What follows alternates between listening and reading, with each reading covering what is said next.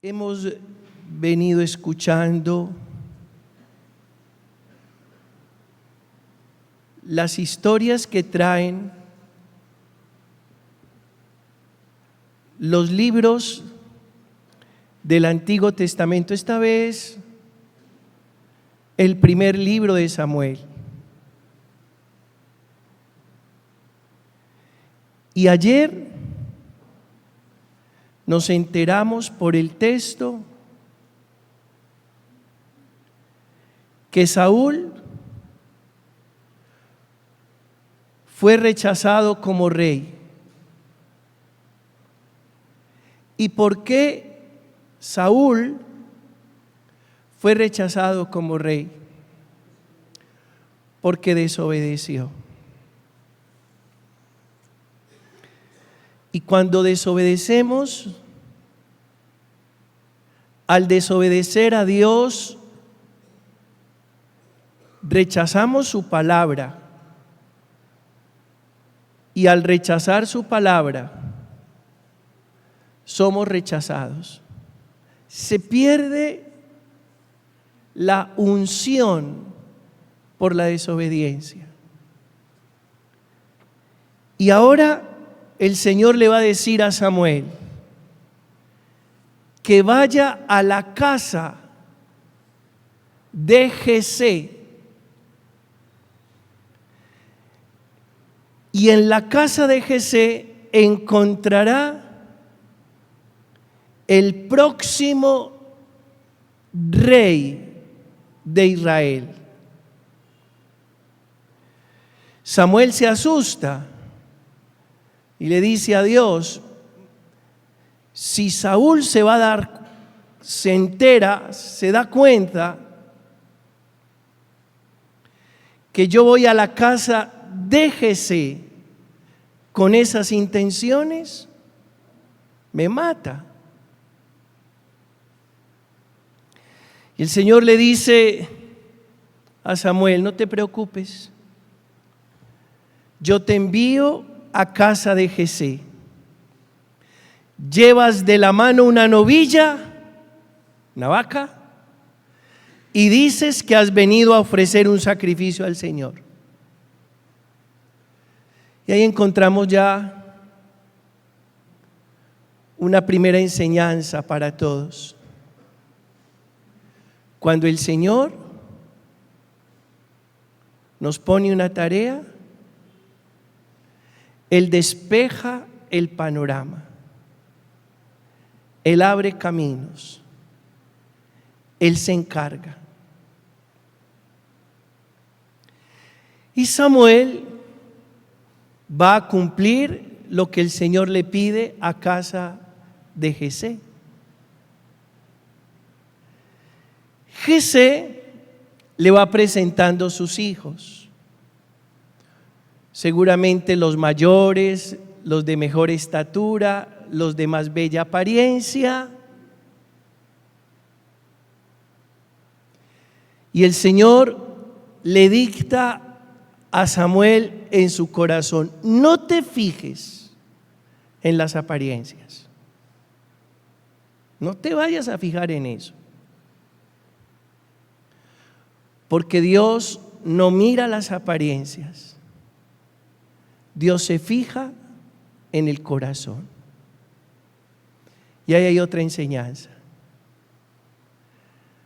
Tal vez nosotros, seducidos por las apariencias, hacemos muy malas elecciones en la vida. Recuerden que Samuel es enviado a elegir el nuevo rey. Pero el Señor le dice: cuidado con fijarte en las apariencias. Y eso nos pasa a nosotros constantemente. Tal vez un muchacho seducido por la belleza de una mujer la elige para que sea su esposa. Tal vez una niña seducida por la belleza, la vitalidad y la corpulencia de un joven lo elige. Y nos quedamos en la fachada. y las apariencias engañan. Nos quedamos en la fachada. Recuerden que Jesús le decía a sus discípulos: yo los envío, y se encontrarán lobos disfrazados ¿de qué? De corderos. Por eso hay que hacer el discernimiento espiritual cuando uno va a elegir no solo una persona, sino una cosa. Hay que hacer el discernimiento espiritual. Entonces le pasaron por delante sus 7 hijos y Samuel le dice a Jesé: ¿no te quedan más muchachos? Jesé nunca se imaginó que Dios tenía planes con el niño de la casa. Nunca se imaginó eso. Entonces le dijo a Samuel: sí, me queda el niño, está cuidando las ovejas, pero ni siquiera se le ocurrió postularlo, ni siquiera se le ocurrió presentarlo, pues es el niño. Y viene otro mensaje: lo que descartan nuestros ojos no es precisamente lo que descarta ¿quién? Ahí viene otro mensaje. Porque nosotros solemos descartar según nuestra mirada, pero Dios tiene otro pensar. Además, hermanos, comprender que Dios se fija en lo pequeño para engrandecerlo.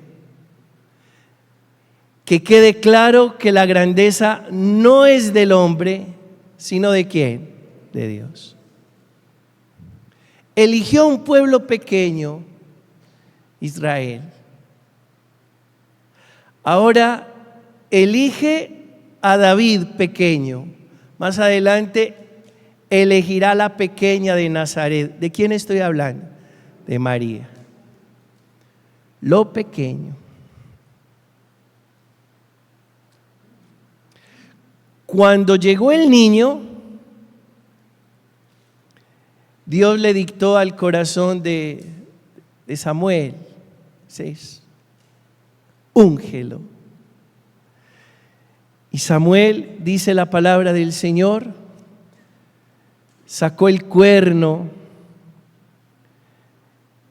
y derramó aceite y ungió en medio de sus hermanos a David. David, el gran rey de Israel.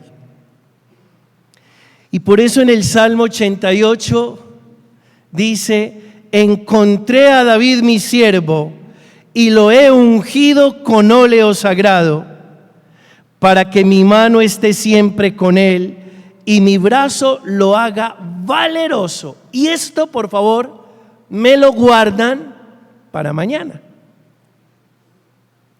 Encontré a David mi siervo y lo he ungido con óleo sagrado, para que mi mano esté siempre con él y mi brazo lo haga valeroso. ¿Por qué les digo que me guarden esto para mañana? Bueno, continuará, ¿cierto? Continuará. No se vayan a perder el siguiente capítulo, porque mañana seremos testigos de la obra que Dios hace a través del pequeño David. Y luego en el Evangelio era sábado y Jesús atravesaba un sembrado. Los sábados no se podía hacer nada. El sábado era de un rigor religioso y legal tremendo. Y los discípulos, tal vez aprendiendo de la libertad de Jesús, tenían hambre y comenzaron a arrancar espigas mientras cruzaban el sembrado. Y los fariseos, que eran unos fisgoneadores, que yo no sé, esos fisgoneadores no se han acabado.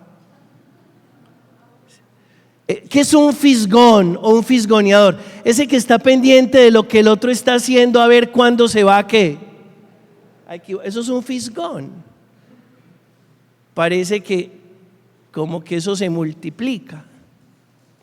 Y todavía hay fisgoneadores. Personas que están pendientes a ver qué va a decir este, qué va a hacer este, cómo se va a mover este, para señalarlo, para juzgarlo, para descalificarlo, para acusarlo. ¿Esos eran quiénes? Los fariseos. Entonces le hicieron el reclamo a Jesús y le dijeron: